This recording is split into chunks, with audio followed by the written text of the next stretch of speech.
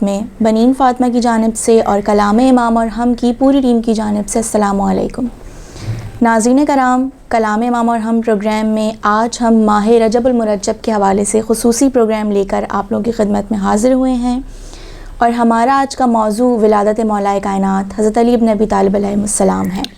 آپ تمام لوگ جانتے ہیں کہ 13 رجب کو آپ کی ولادت ہوئی، اور ہم 13 رجب کو کس طرح سے مناتے ہیں، اس کی خوشی مناتے ہیں، یہ تمام لوگ آپ اس بات سے واقف ہیں۔ اور آج ہم نے اس موضوع پہ مزید گفتگو کے لیے دعوت دی ہے ذاکرہ زہرا اصغر صاحبہ کو۔ ہم خواہر کے بہت شکر گزار ہیں کہ آپ نے ہمیں اپنے مصروف ایام میں سے وقت دیا۔ باقاعدہ سوالات کا آغاز کرنے سے پہلے میں ضرور مولا کائنات کی شان میں ایک شعر پیش کرنا چاہوں گی۔ آپ تمام لوگ جانتے ہیں کہ علی کے وصف ہیں اتنے شمار کون کرے، یہ تیرا کام ہے پروردگار کون کرے، اور یہ سوچ کر نہ بنایا خدا نے اور علی کہ شگاف کعبے میں اب بار بار کون کرے۔ بے شک سبحان اللہ، یہی مولا کائنات کی فضیلت ہے، یہی عظمت ہے کہ رسول خدا خود ارشاد فرماتے ہیں کہ علی کی ولادت جو ہوئی ہے تو خدا نے بالکل ید اللہ، عین اللہ، لسان اللہ، خدا کے روپ میں ہم دیکھیں کہ مولا کائنات کی ولادت ہوئی ہے، اور ہم مزید آپ کی ولادت کو، آپ کی اہمیت کو، آپ کے مرتبے کو سمجھیں گے خواہر سے، اسی لیے ہم نے خصوصی دعوت دی ہے ذاکرہ زہرا اصغر صاحبہ کو۔ اور ہمارا خواہر سے پہلا سوال یہ ہے کہ مولا کائنات کی ولادت کے پر نور موقع کو آپ مزید ہمارے سامنے منور کیجئے کہ کس طرح سے آپ کی ولادت ہوئی۔ آپ کی والدہ جناب فاطمہ بنت اسد جو کعبے کے سامنے کھڑی تھیں، اور دیوار کعبہ شق ہونے کا منظر ہم تمام لوگ جانتے ہیں، لیکن اگر میں یہ سوال کروں کہ اگر کوئی عام عورت ہے تو اگر اس کے چہرے پہ یہ تاثر ضرور آئے گا کہ خوف کا تاثر، کسی ڈر کا تاثر، لیکن شیر دل مولا کی شیر دل ماں، ان کے چہرے پر ہم نے کہیں کسی تاریخ میں نہ پڑھا کہ کوئی خوف کا تاثر تھا، کوئی ڈر کا تاثر تھا، تو اس واقعے کو آپ مزید ہمیں کس طرح سے بتائیں؟ بہت شکریہ خواہر، بہت خوبصورت سوال ہے۔ سب سے پہلے تو تمام مولا کے چاہنے والوں کو، بالخصوص اپنے وقت کے امام کو مولا کائنات کی ولادت باسعادت کی مبارکباد پیش کرتی ہوں، اور میں تہہ دل سے مشکور ہوں آپ کی اور آپ کی پوری ٹیم کی کہ آپ نے مجھے مدعو کیا، اور اتنی خوبصورت سوال ہے۔ یقین جانیے کہ مولا کی ولادت کا پر نور حسین منظر کہ ہم دیکھتے ہیں کہ خانہ کعبہ میں جناب مریم کے حوالے سے کہ جناب مریم کو خدا نے اپنا مہمان بنایا تھا، اور وہ خانہ کعبہ میں رہا کرتی تھیں، مگر جب حمل کا وقت آیا تو اس وقت فرشتے نے کہا، جبرائیل نے کہا کہ اے مریم اب آپ خانہ خدا سے باہر آ جائیے۔ مگر یہاں دیکھتے ہیں کل ایمان کی ولادت کا جب وقت آیا تو فاطمہ بنت اسد جو کہ اپنے گھر میں موجود تھی، فرشتے نے ندا دی کہ اے مادر حیدر کرار اب آپ کو خدا نے بلایا ہے۔ جب یہ بی بی بڑے شان سے آئی ہیں اور ایک مرتبہ خانہ کعبہ کی دیوار سے اپنے آپ کو مس کیا، اور مس کرنے کے بعد کہتی ہیں بارے لہا تجھے اس کا واسطہ کہ تجھے بیت اللہ کا واسطہ، تجھے اس کا واسطہ جو میرے اس وقت شکم میں موجود ہے، کہ میری اس منزل کو آسان کر۔ تو دیکھا کہ دیوار کعبہ شک ہوئی، کوئی عام عورت ہوتی تو ڈر کے بھاگ جاتی، مگر حیدر کرار کی ماں ہیں، شیر دل ماں ہیں، اتنی خوبصورتی سے یہ شہزادی شان و شوکت سے خانہ کعبہ میں داخل ہوئیں، اور پروردگار عالم نے 3 دن اپنا مہمان بنایا۔ آسمان سے غذا بھیجی جاتی تھی، 3 دن یہ شہزادی مہمان رہی ہے۔ پورے کعبہ میں، پورے عرب میں ہلچل مچ گئی تھی کہ بی بی شہزادی جو ہیں وہ خانہ کعبہ میں ہیں، اور خانہ کعبہ کے دروازے پر قفل تھا۔ سب نے کوشش کی کہ اس کو کسی طرح سے کھولا جائے، مگر وہ قفل نہ کھل سکا، اور لوگ پوچھ رہے تھے کہ ابو طالب کہاں ہیں، ابو طالب کہاں ہیں۔ لوگ سمجھ رہے تھے کہ جیسے انہیں اس بات کی خبر نہیں ہے، حالانکہ رسول خدا بھی جانتے تھے اور جناب ابو طالب بھی جانتے تھے۔ جب 3 دن گزر گئے، رسول خدا خانہ کعبہ میں تشریف لائے تو بی بی نے کہا کہ یا رسول اللہ، اس بچے نے 3 دن سے نہ تو آنکھ کھولی ہے نہ ہی کوئی غذا لی ہے۔ یہ رسول خدا کے لبوں پہ مسکراہٹ آئی، بچے کو اپنی آغوش میں لیا، اور لسان مبارک، لسان نبوت کو دہن امامت میں داخل کیا۔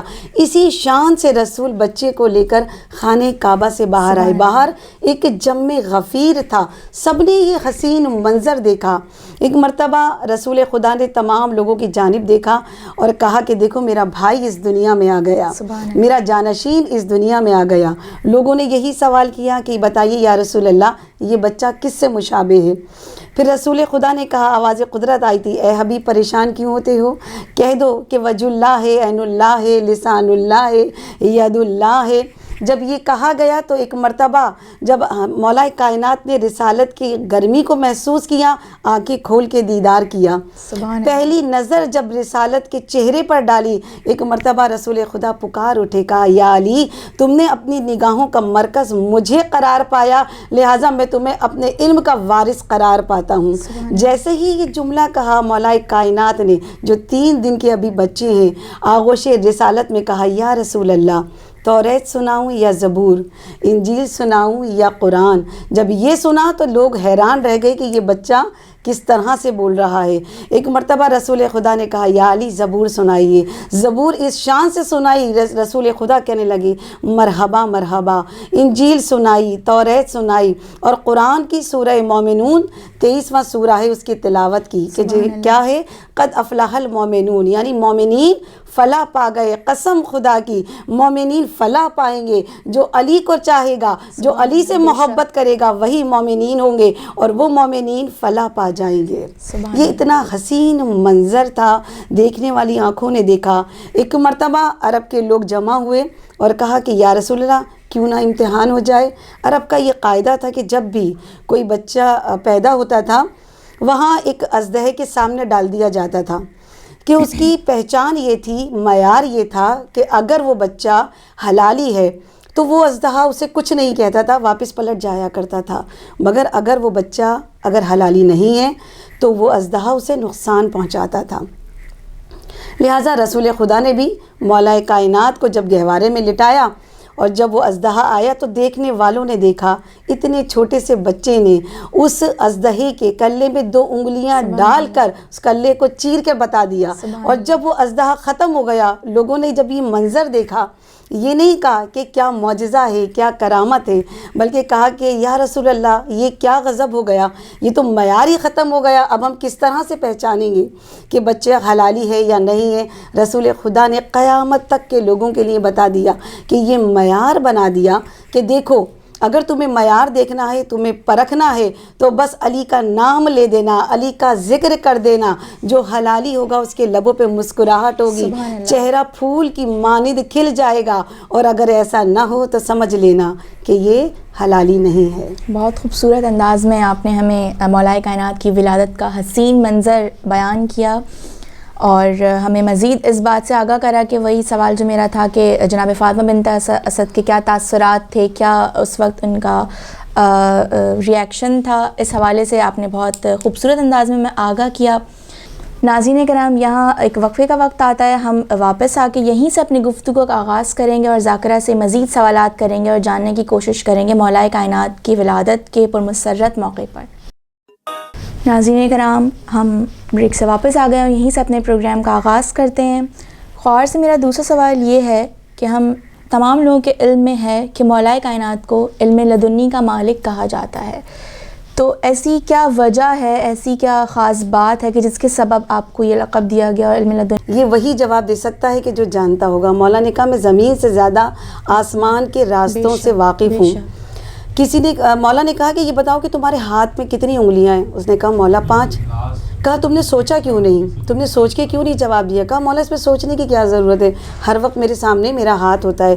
اسی طرح سے کہ مولا نے کہا کہ جس طرح سے تمہارے سامنے ہاتھ کی 5 انگلیاں ہیں، میرے سامنے پوری کائنات ہے اور آسمان کے راستے ہیں، میں اسی طرح سے واقف ہوں۔ مولا کا ایک لقب ہے بوتراب، مٹی کا باپ۔ مولا اس علم کے مالک ہیں کہ جسے پروردگار عالم نے عطا کر کے دنیا میں بھیجا ہے۔ ایک اور بات کہ لوگ کہتے ہیں کہ اسلام مولا کی تلوار، مولا کی ذوالفقار کے ذریعے پھیلائے، ہرگز ایسا نہیں ہے۔ اسلام ضرور پھیلائے مگر مولا کی حکمت سے پھیلا ہے، مولا کی دانائی سے پھیلا ہے، مولا کے علم سے اسلام پھیلا ہے۔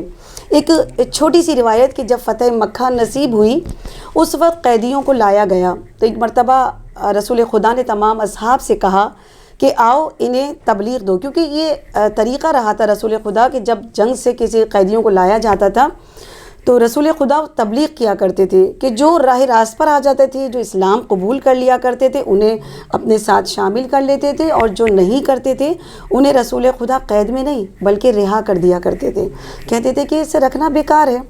لہٰذا جب فتح مکہ کے بعد قیدیوں کو لایا گیا تو ایک مرتبہ رسول خدا نے کہا، اصحاب سے کہا کہ آؤ انہیں تبلیغ دو۔ ایک ایک کر کے صحابی آئے اور قیدیوں کے سامنے آ کے کہتے ہیں، کہو اللہ ایک ہے۔ مگر قیدی تھے، اس کے باوجود بھی کچھ بھی اپنے لبوں سے کچھ نہ کہا، سمجھاتے رہے، ایک کے بعد ایک صحابی آتے رہے، تبلیغ دیتے رہے، مگر کچھ اثر نہیں ہوا قیدیوں پر۔ ایک مرتبہ ایک صحابی کو غصہ آ گیا، اس نے تلوار نکالی، کہا کہ بولو اللہ ایک ہے۔ جب یہ منظر دیکھا تو رسول خدا نے کہا، یہ کیا کر رہے ہو، رک جاؤ۔ کہا یا رسول اللہ، کب سے ہم کوشش کر رہے ہیں، انہیں تبلیغ کر رہے ہیں، اسلام بتا رہے ہیں، مگر یہ کسی طرح سے بھی اقرار نہیں کر رہے۔ رسول نے کہا رک جاؤ، ٹھہر جاؤ۔ پھر اسے آواز دی جو علم لدنی کا وارث ہے، ایک مرتبہ کہا یا علی آئیے۔ اب جو دیکھا نا کہ وہ آ رہا ہے جو شیر خدا ہے، ایک مرتبہ قیدیوں کے حلق سوکھ گئے، کانپنے لگے، کہا وہ آ رہا ہے کہ جس کے میدان میں تلوار بولتی ہے، کہ سری سر کٹتے ہوئے نظر آتے ہیں، کانپنے لگے۔ مولا اس شان سے چلتے ہوئے آئے، کتنا حسین انداز تھا۔ ایک مرتبہ نے قمبر کو آواز دی، مولا نے کہا قمبر آؤ ان کے ہاتھ کھول دو۔ ان کے ہاتھ کھولے گئے، کہا انہیں اب سیراب کرو، پانی پلایا گیا۔ پھر مولا دو زانو ہو کر بیٹھ گئے اور قیدیوں سے کہا تم بھی بیٹھ جاؤ۔ جب وہ بیٹھ گئے، ایک مرتبہ دیکھا کہ قیدیوں کے چہرے پر پریشانی ہے، اور کہا کہ یہ بتائیے یا علی، ہم نے جب میدان میں دیکھا تو منظر کچھ اور تھا، کہ آپ سے زیادہ ہم نے جری دلیر نہیں دیکھا، مگر آج جو علی ہمارے سامنے ہیں اتنے حلیم طبیعت کے، یہ کیا وجہ ہے؟ مولا نے بڑا خوبصورت جملہ کہا تم نے میدان میں جسے دیکھا تھا وہ کفر کے مقابلے میں کل ایمان بن کر آیا تھا، اور اب جو میں تمہارے سامنے ہوں تو میں خدا کا پیغام تمہارے سامنے پیش کر رہا ہوں۔ یہ ہے حسین انداز ہماری جان قربان مولا کائنات پر، کہ مولا نے اپنے علم کے فصاحت و بلاغت کا ایک مجموعہ، جسے ہم نہج البلاغہ کہتے ہیں، منہ بولتا ثبوت ہے۔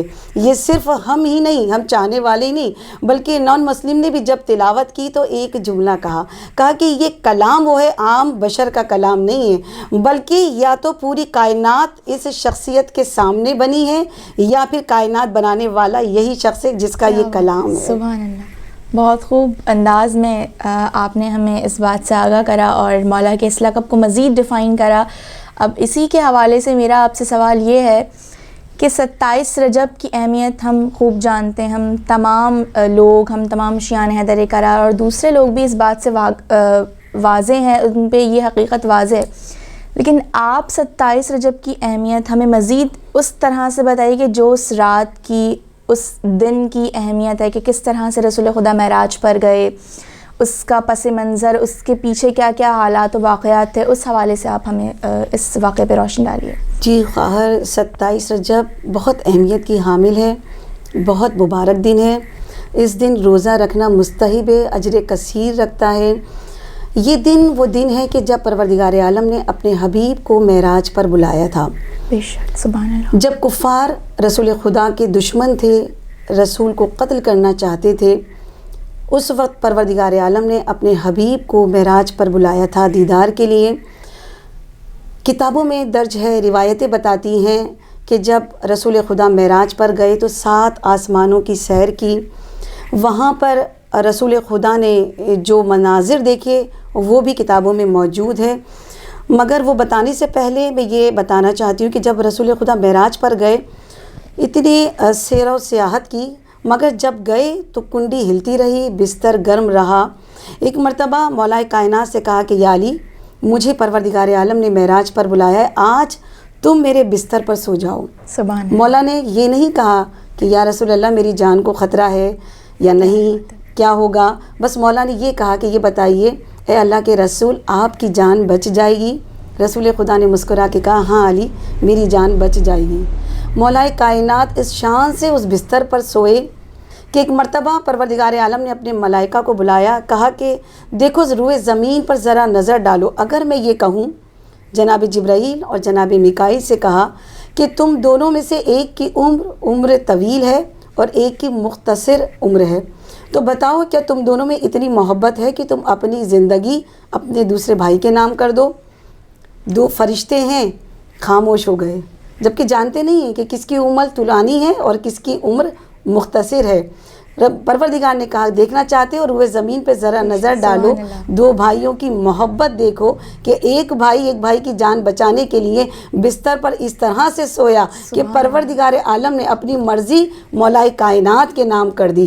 آیت قصیدہ پڑھتی ہوئی نازل ہوئی، مولا کائنات اس شان سے بستر رسول پر سوئے اور کفار منتظر تھے۔ دیکھنے والوں نے دیکھا کیا منظر تھا، بار بار دیکھ رہے تھے اور یہی سمجھ رہے تھے کہ رسول خدا سو رہے ہیں۔ کیوں نہیں سمجھ پائے؟ کیونکہ پھر ماننا پڑے گا کہ رسول خدا کے نفس پیغمبر علی مرتضیٰ شیر خدا ہیں۔ جو منظر انہیں رسول خدا کے نظر آتا تھا وہ کیا نشانیاں تھیں؟ وہ نشانی یہ تھی کہ جب بھی سفر پر جایا کرتے تھے اور لوگ سویا کرتے تھے، لوگوں سے پوچھتے تھے کہ آپ کس طرح پہچانتے ہیں رسول خدا کو؟ تو لوگ کہا کرتے تھے کہ رسول خدا جب چادر اوڑھ کر سوتے ہیں تو ان کا نور چادر میں سے چھن چھن کے باہر آتا ہے۔ تو وہی منظر بستر رسول پر جب میرا مولا سویا ہے، وہی نور چادر میں سے چھن چھن کر ساطع ہو رہا تھا۔ کفار پہچان نہ سکے کہ یہ رسول سو رہے ہیں یا علی سو رہے ہیں۔ جب صبح ہوئی اور داخل ہوئے تو کیا دیکھا؟ یہ محمد نہیں بلکہ علی ہیں۔ سوئے تو محمد تھے، جاگے تو علی ہیں۔ یہ کیا حسین منظر تھا! یہ وہ منظر ہے شب معراج کا کہ جب رسول خدا کو پروردگار نے بلایا تھا، رسول خدا نے واپس آ کر ایک مرتبہ اپنے حجرے میں موجود ہیں اور زار و قطار گریہ کر رہے ہیں۔ شہزادی فاطمہ زہرا اپنے بابا سے ملنے آئیں اور جب یہ منظر دیکھا ایک مرتبہ رہا نہ گیا، سوال کیا، بابا آپ تو معراج پر گئے تھے، پھر کیا ایسا سبب ہے کہ جس کی وجہ سے آپ گریہ کر رہے ہیں؟ رسول خدا نے کہا کہ بیٹا میں نے شب معراج میں ساتوں آسمان میں اللہ کی مخلوق کو عذاب میں مبتلا دیکھا ہے۔ وہ ڈیٹیل سے بیان کیا، گناہان کبیرہ جس میں جھوٹ ہے، تہمت ہے، ایک دوسرے کی قتل و غارت گری ہے، بے پردگی ہے، بے حجابی ہے، جو لوگ یہ گناہ کیا کرتے تھے ان کو میں نے عذاب میں دیکھا ہے۔ جب یہ عذاب کو بیان کرنا شروع کیا تو شہزادی بھی گریہ کرنے لگی تھی۔ کیا بات ہے! آپ نے بہت خوبصورت انداز میں 27 رجب کا واقعہ، معراج کا واقعہ ہمیں مزید اس بات سے آگاہ کیا۔ خواہر ہم آپ کے بہت شکر گزار ہیں، آپ نے بہت خوبصورت انداز میں تمام باتیں ڈیٹیل میں بتائیں، ان کی مزید پس منظر سے ہمیں آگاہ کیا۔ ناظرین کرام، امید ہے آپ لوگوں کو آج کا پروگرام بہت پسند آیا ہوگا۔ ہم خواہر کے اور آپ تمام دیکھنے والوں کے بہت شکر گزار ہیں۔ اسی طریقے سے آپ ہمیں آج کے پروگرام کے فیڈ بیک سے ضرور آگاہ کریے گا۔ ہم دعا گو ہیں کہ خواہر کے علم میں خدا مزید اضافہ کرے، الہی آمین۔ یہاں پہ ہمارے پروگرام کا وقت اختتام کی طرف پہنچتا ہے۔ نیکسٹ پروگرام میں ہم نیکسٹ ٹاپک کے ساتھ آپ لوگوں کی خدمت میں حاضر ہوں گے۔ وآخر دعوانا للہ العالمین۔